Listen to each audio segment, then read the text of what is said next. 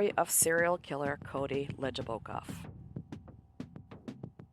Out on routine patrol on the night of November 27, 2010, at approximately 9:45 p.m., an RCMP, or Royal Canadian Mounted Police, Mountie spotted a pickup truck speeding erratically out of a remote logging road near Vanderhoof, British Columbia, Canada. Red flags went up immediately for the Mountie. It was odd, even suspicious, that someone would be on that road that time of night in November. The Mountie decided to pull over the truck for a routine traffic stop. Little did he know that he had a serial killer on his hands, and the events that would unfold from this routine traffic stop would shock the community. The driver identified himself as Cody Legebokoff. During his routine traffic stop questioning, the Mountie noticed Legebokoff had blood on him. Legebokoff claimed he had been poaching deer, so then the Mountie called in conservation officers. On closer inspection, it was noticed that Legebokoff had blood on his chin and legs, and there was a pool of blood in his truck. The truck was searched. There, officers discovered a multi-tool and wrench covered in blood, as well as a monkey backpack and a wallet containing a children's hospital card bearing the name Lauren Leslie. When questioned about the blood on him, Legebokoff allegedly said that he was poaching and had clubbed a deer to death because, quote, "I'm a redneck, and that's what we do for fun," unquote. But there was no deer carcass in the truck. The officers arrested Legebokoff under the Canadian Wildlife Act and called for a conservation officer with animal tracking skills.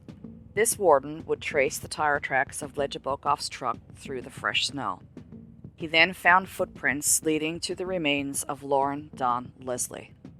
Her face was so mutilated that they had to ID her from a tattoo on her wrist that said, "Grip fast." Cody Legebokoff was arrested in connection with Lauren Leslie's murder, unfolding a story that would eventually link him by DNA to the murders of Jill Stacy Stachenko, Cynthia Frances Mays, and Natasha Lynn Montgomery. The jury continues to hear testimony from officers on the scene of Cody Legebokoff's arrest for murder. 2 RCMP members detailed the events surrounding that arrest and Legebokoff's first charge of murder.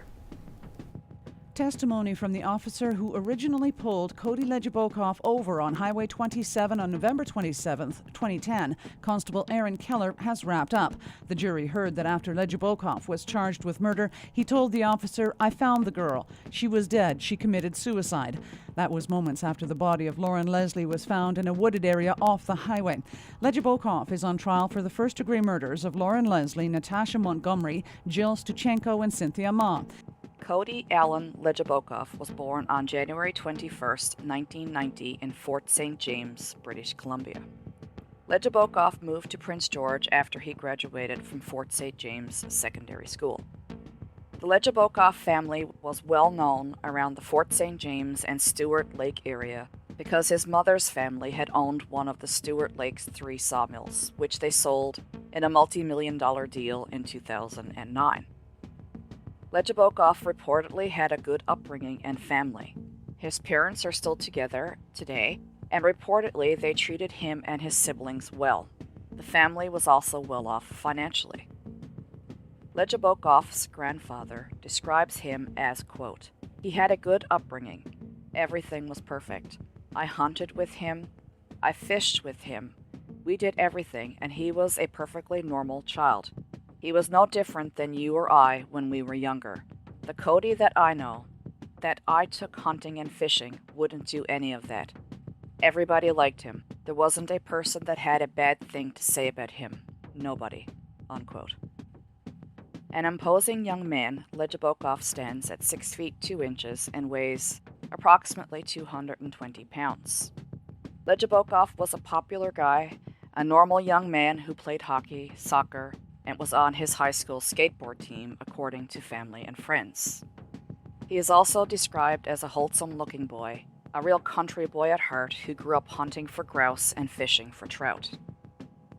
Reportedly, Legebokoff had not shown any propensity for violence, and at the time of the murders, he worked at a car dealership and was sharing a house with 3 female roommates. Also, at the time of Lauren Leslie's murder, Legebokoff had a steady girlfriend. But underneath all of this, Legebokoff was a drug addict. He was addicted to crack cocaine, and he was also obsessed with sex. He would brag about how many sexual partners he had and kept a list of his prowess.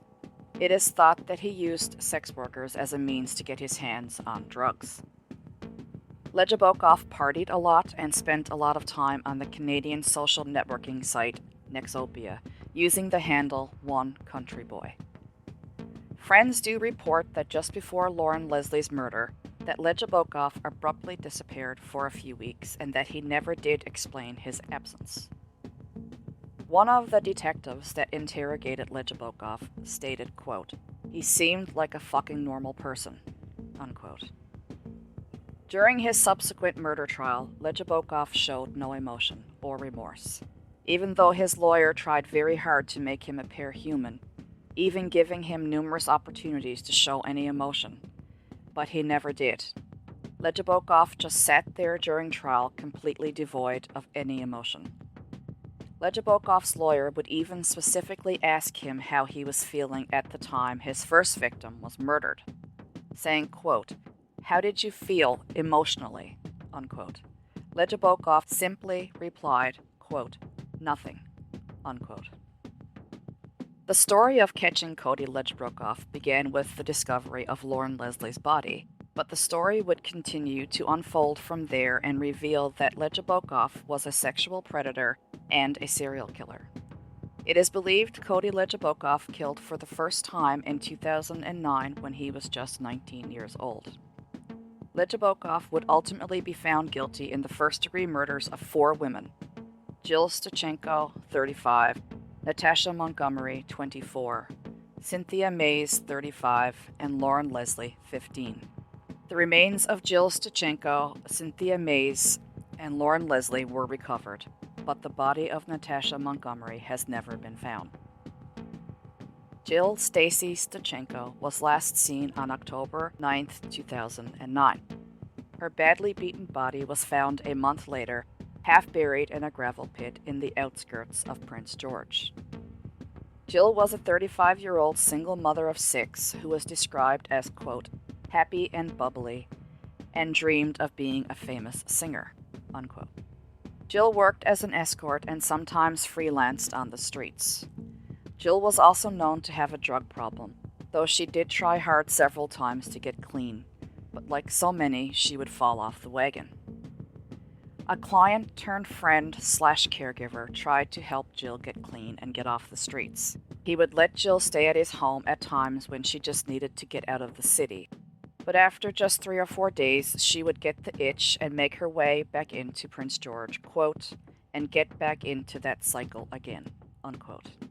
Jill was careful not to show her weaknesses so that her clients couldn't exploit them. A friend reported, quote, "She was a warm and caring person, but most people didn't really see that part of her because that was kept hidden and protected from those that would see that as a weakness and an opportunity to take advantage of her," unquote. Friends and family reported Jill Stachenko missing on October 22, 2009. 5 days later, she turned up dead in a gravel pit near Otway Road at the edge of Prince George. Over a year later, after his arrest for Lauren Leslie's murder, Legebokoff's DNA would be found on Jill Stachenko's body, and her DNA was found in his apartment. We do not know how Jill and Legebokoff came together that fateful night. Only Legebokoff knows this. Legebokoff claims others killed Jill, while he just stood back and watched, only handing them the murder tools and mopping up the blood afterwards. Legebokoff killed again a year later.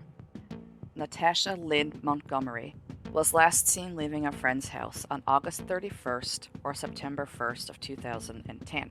Her body has never been found, but her DNA was later discovered in numerous spots during a search of Legebokoff's apartment, again after his arrest for Lauren Leslie's murder. Natasha Montgomery was a 23-year-old mother of 2 and lived in Quesnel, BC, though she was living in Prince George at the time of her disappearance after spending some time in the Prince George Regional Correctional Center. she was close to her children and frequently made the trip by bus to Penticton to visit relatives. Natasha was an alleged sex worker and struggled with a drug problem. And because of her high-risk lifestyle, when her family in Quesnel didn't hear from her for a few weeks, they called the RCMP, or the Royal Canadian Mounted Police.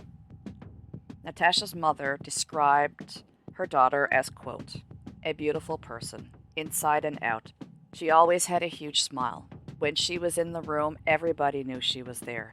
She had a huge bubbly personality. She was so friendly to everyone and always found a way to make you feel good, unquote. Natasha grew up in a nurturing home. She played softball and figure skated for years and graduated from high school. Her mother also has said, quote, she liked to draw, scrapbook, played the clarinet and trumpet. She liked to sing and do many types of crafts. On family camping trips, Natasha enjoyed fishing, tubing, hiking, and quadding. It's something we now do in her honor at the special spot where we all like to get together, unquote. Natasha was reported missing on September 23, 2010, the same day as Cynthia Mays, which would be Legebokoff's next victim. Natasha's mother attended the trial every day, hoping to get clues as to where Natasha's body may have been left, but no such comfort would come. Legebokoff still to this day hangs on to this bit of information. I guess it is some sort of sick sense of control for him. Again, as with Jill Stachenko, we do not know the circumstances surrounding Natasha's death. Only Cody Legebokoff knows the truth. And, as with Jill Stachenko, he claims that others killed Natasha while he stood back and watched, and his only role was to hand over the tools to commit the murder and helping to clean up afterwards. Natasha was declared legally dead in 2012. Though she is believed to be deceased, her remains have never been found, and she remains missing. Within days of Natasha Montgomery's murder, Cody Legebokoff would strike again. Cynthia Frances Mays, a 35-year-old single mother, was last seen on September 10, 2010. Approximately a month later, her body was found in a wooded park on October 9, 2010. Cynthia, or Cindy, as known by family and friends, died of blunt force trauma to the head and penetrating wounds. She had a hole in her shoulder blade, a broken jaw and cheekbone, and injuries to her neck consistent with someone stomping on it. Friends reported Cynthia missing on September 23, 2010, the same day that Natasha Montgomery was reported missing. Cynthia was First Nations, and her family described her as, quote, a poster child for vulnerability in our society, a social victim of disability, ethnicity, class, and gender, unquote.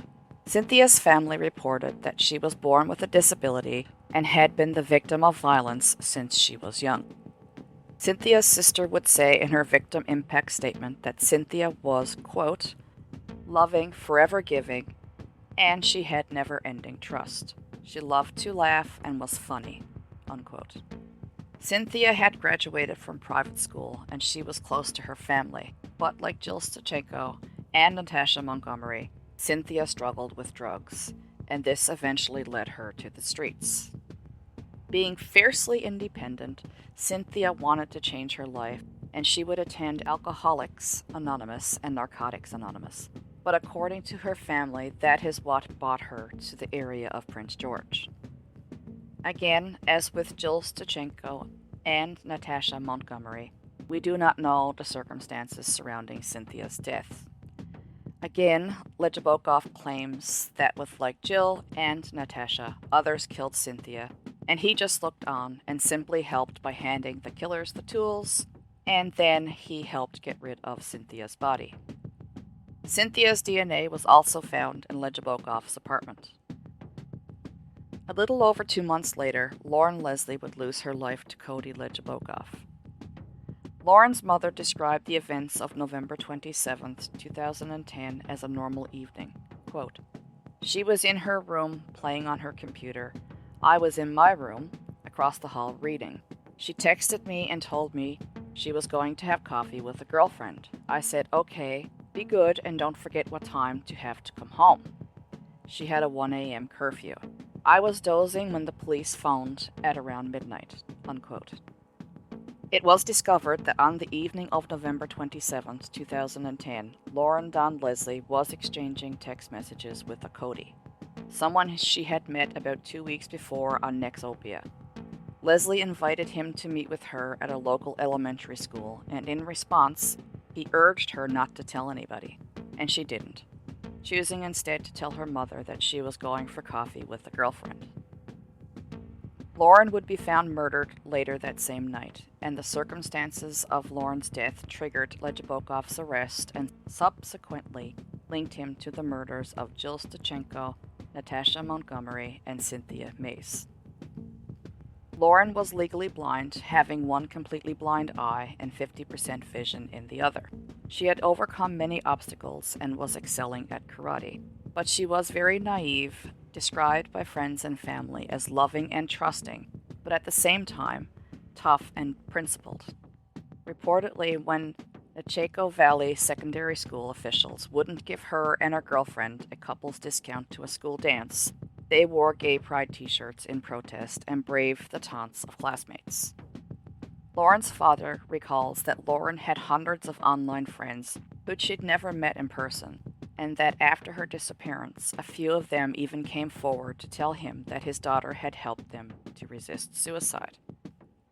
Legebokoff claimed that Lauren Leslie had, quote, gone psycho, unquote, and started hitting herself with a wrench and saying that she wanted to, quote, end it all, unquote.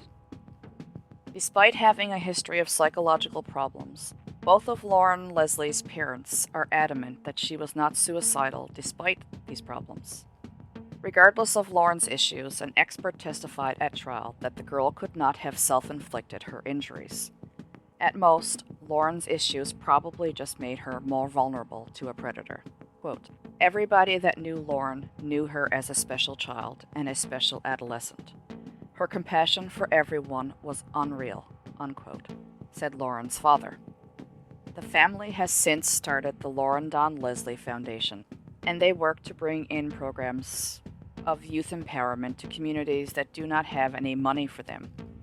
Contrary to how she was portrayed in court, her father has said Lauren was actually an exceptional young lady, quote, awesome, caring, and just like on the Foundation's mission statement, treating people with dignity, compassion, and respect. That was her life, unquote. It is known that Jill Stachenko, Natasha Montgomery, and Cynthia Mace were drug users who worked in the sex trade.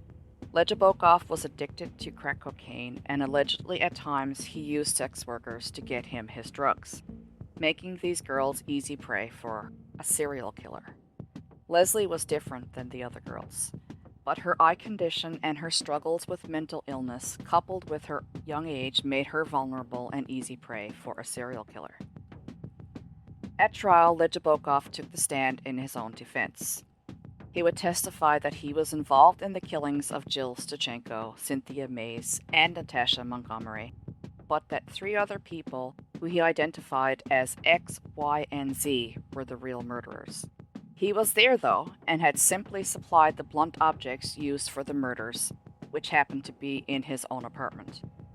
He would not give the names of the killers because he said he was not a rat, and he was afraid of retaliation from the drug dealers that he called X, Y, and Z.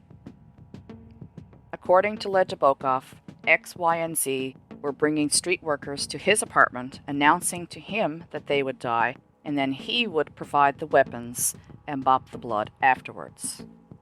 Cody Legebokoff would tell the jury that he had sex with Jill Stachenko at his apartment. He claimed that X told him that Jill had to die, and then X hit her with a pipe. He said X also ordered the murder of Natasha Montgomery. He testified that Zad pulled out a weapon, and X then killed Natasha.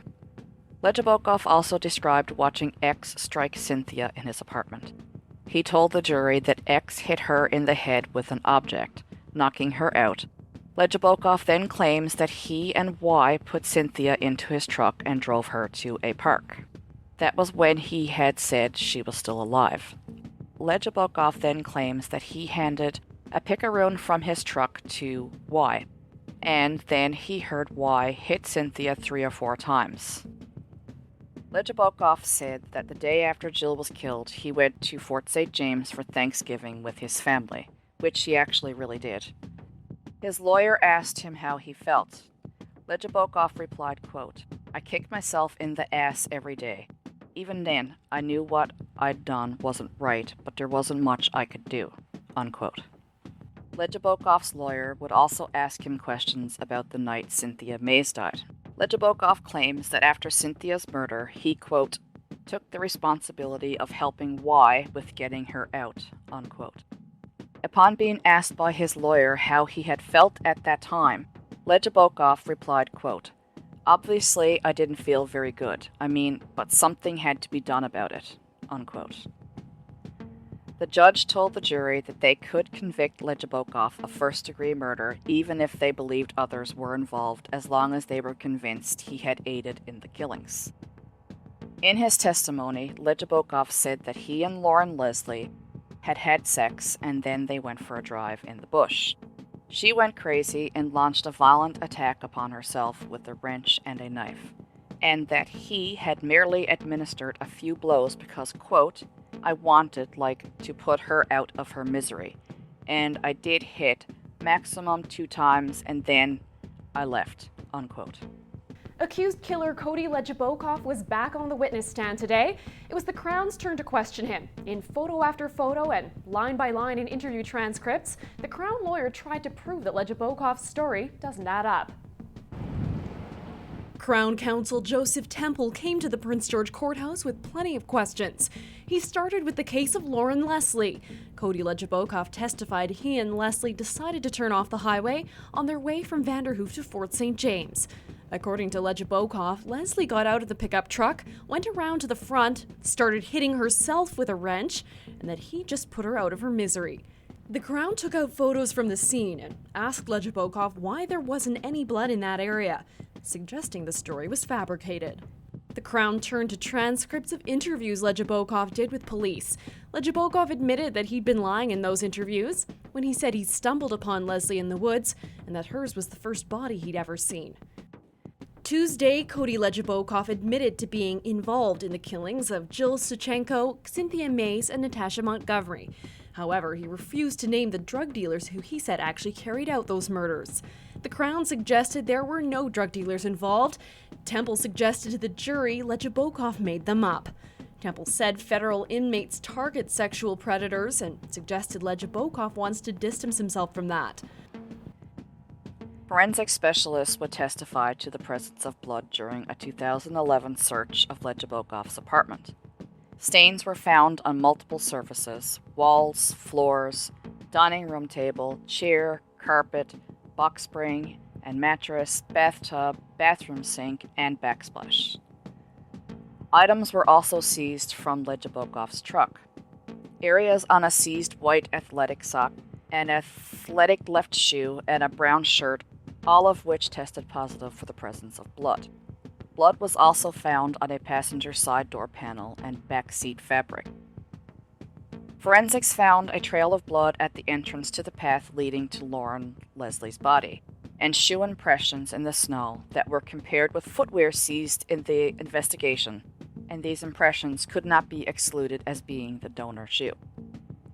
The pathologist who performed the autopsies of Jill Stuchenko and Cynthia Mays described head injuries, scalp lacerations, and multiple cerebral contusions found on Jill Stuchenko's body as his findings. He was asked, quote, "Is that enough to cause death?" unquote. "Yes," was the response. Court was shown 2 tools, an axe and a picaroon, which is a log-turning tool. Both were introduced as possible murder weapons, and a forensic anthropologist or a specialist in tool markings on bone could not eliminate the picaroon as the weapon used in at least one of the attacks. Another forensic pathologist who performed Lauren Leslie's autopsy said that she died from a combination of blood loss and brain injury as a result of, quote, "blows to the side of the head and a deep puncture wound to the neck," unquote. The puncture wound in her neck went so deep that it caused damage to the voice box and small arteries and veins. Quote, It was a serious wound that caused a significant amount of bleeding, unquote. Photographs taken during Lauren Leslie's autopsy showed injuries that were consistent with defensive wounds on her hands, several cuts and bruises, and a broken nose bone. Lauren had been, quote, struck quite hard on the front of her face at least once, unquote. Lauren also had swollen and broken fingers on her left hand, which appeared to have been stomped on. Quote, a significant amount of force, unquote, described Lauren's head injuries. Injuries that the pathologist does not believe could have been self-inflicted. The pathologist noted that Lauren had at least 3 blows to the head which caused deep cuts, any of which would have had incapacitating effects on her and rendered her unable to perform the other injuries found on her body, quote, no matter in what order, unquote. As for the puncture wounds and hand injuries, he stated, quote, I don't think she could have been capable of doing them to herself, unquote. Legebokoff looked at the photos, but he did not show any reaction. The autopsies on Jill Stachenko, Cynthia Mays, and Lauren Leslie clearly showed each of the 3 had been beaten severely. While Montgomery's body has not been found, 32 instances of her DNA were found in Legebokoff's apartment and on his clothing. It was also stated at trial that Cynthia May's DNA was found on a pickaxe at Legebokoff's apartment. Cody Legebokoff's trial never did reveal what motivated him to kill. Originally, Legebokoff pled not guilty to all charges, but immediately before the judge delivered his instructions to the jury, Legebokoff attempted to plead guilty to second-degree murder. The Crown rejected this plea, and the judge told the jury that they could consider Legebokoff's surprise attempt to cop to second-degree murder as an admission of guilt. The trial is winding down, but it looks like Cody Legebokoff will be in the prisoner's dock for another day. Today, Justice Glenn Parrott continued to give instructions to the jury and recount the evidence. Much of it centers around DNA analysis. That's narrowed down the possibilities in the trial of Cody Legebokoff. Justice Glenn Parrott summarized the DNA evidence in the murders of Cynthia Mays, Natasha Montgomery, Jill Stachenko, and Lauren Leslie. Montgomery's body was never found. When he was arrested, Legebokoff was wearing shorts with blood on them, which was analyzed. An expert testified there's a 1 in 6.4 trillion chance it isn't Natasha Montgomery's blood. The chances that they've made a mistake are essentially 0. So they can be really confident that they've made a match then. The judge also gave jurors direction on how to handle Legebokoff's version of events. He said if they believe the accused's story about an unnamed drug dealer and associates who carried out 3 of the killings, Legebokoff won't be off the hook. Parrott described the law regarding aiding and abetting. If a person helps someone else commit murder, they can be held just as accountable. During testimony, Legebokoff admitted to handing over the pipe the dealer used to kill Stachenko. Legebokoff was convicted on 4 counts of first-degree murder on September 11, 2014. On September 16, 2014, a BC Supreme Court Justice in Prince George, BC, sentenced Cody Allen Legebokoff to life in prison with no parole for 25 years on 4 counts of first-degree murder. Legebokoff was also added to the National Sex Offender Registry. The judge said, quote, he lacks any shred of empathy or remorse. He should never be allowed to walk among us again, unquote. Serial killer Cody Legebokoff has been sentenced to life in prison with no chance of parole for 25 years. The 24-year-old was convicted last week of murdering 3 women and a teenage girl in the Prince George area. During sentencing, the judge said the murders happened while Legebokoff was committing or attempting to sexually assault his victims. He was just 19 when he killed his first victim in 2009. In February of 2015, Legebokoff's lawyer filed an appeal due to decisions against change of venue and the defendant's legal representation. Thankfully, in September of 2016, all 3 judges in the BC Court of Appeal case endorsed the original judge's decision. Legebokoff was originally imprisoned at the Kent Institution in British Columbia, but was transferred in March of 2019 to the Warkworth Institution in Ontario because it had good programs for sex offenders. If you would like to learn more about the Cody Legebokoff case, it is covered in the 2015 documentary Highway of Tears. Legebokoff is also covered by writer J.T. Hunter in the book The Country Boy Killer, the true story of Cody Legebokoff, Canada's teenage serial killer, which was also published in 2015. Thank you so much for listening. If you would like to hear more cases like this, please subscribe to my channel, hit the thumbs up button, and maybe if you would be so kind as to leave a nice comment down below. If you would like to suggest cases to me, you can email me at unjustcrimes@gmail.com.